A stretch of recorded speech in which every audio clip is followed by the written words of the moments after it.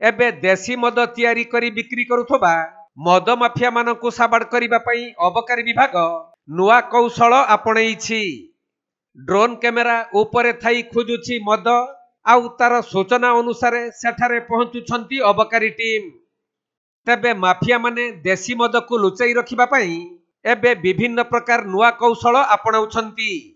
सेथिपई अबकारी विभाग मध्य देशी मद धरिबा पई नुआ तरीकारे जाउछंती। राज्य रे नुआ सरकार गठन हेबा परे देशी मद तैयारी उपरे अंकुश लगाइबा पई अबकारी विभाग को सरकार निर्देश दैछंती।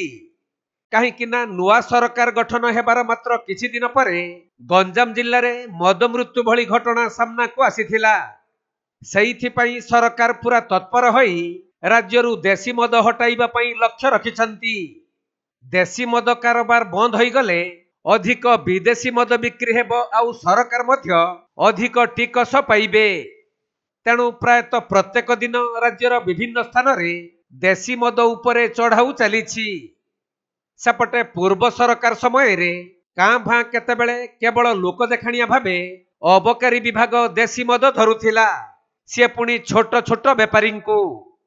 हेले देशी मद तैयारी करुथबा बड़ बड़ माफिया माने स्थानीय पुलिस और अबकारी विभाग को हाथ गुंजा देई तांकर बेपार बढ़ाई चलीथिले। जहा पूर्वरु मद माफिया मानक सहित पुलिस किंबा अबकारी विभागर मोबाइल फोन रे कथबार्ता नजर को आसीथिला। किंतु एबे भी जो धरपगड़ चलीछि ता भितरे भी किछि गाफलाती रहुथबा जणा पडुछि। कहीं अबकारी विभाग आउ पुलिस जेते तत्परता देखाउथिले भी बड़ बड़ माफिया माने किंतु खसी जाउछंती। केवल घटनास्थल रे पूच नष्ट करिबा सह देशी मद और रंधा सामग्री को जबत करा जाउथबा बेले माफिया माने किंतु खसी जाउछंती।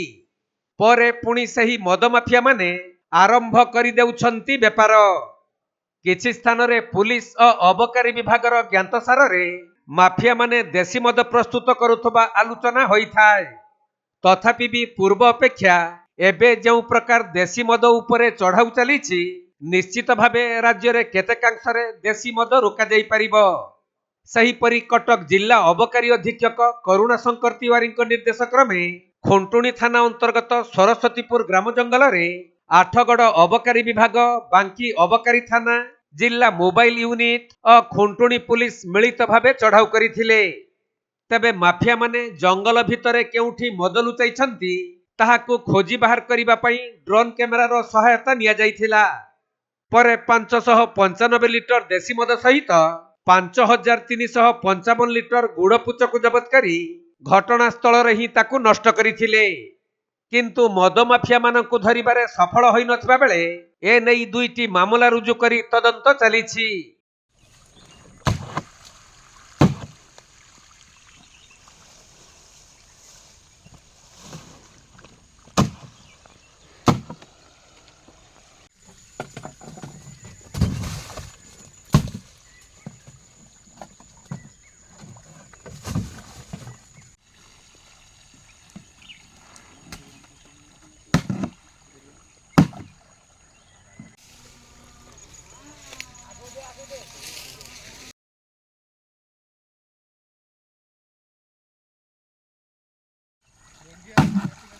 कटक जिला प्रतिनिधि राजेश कुमार साहू रिपोर्ट, कोणार्क लाइव।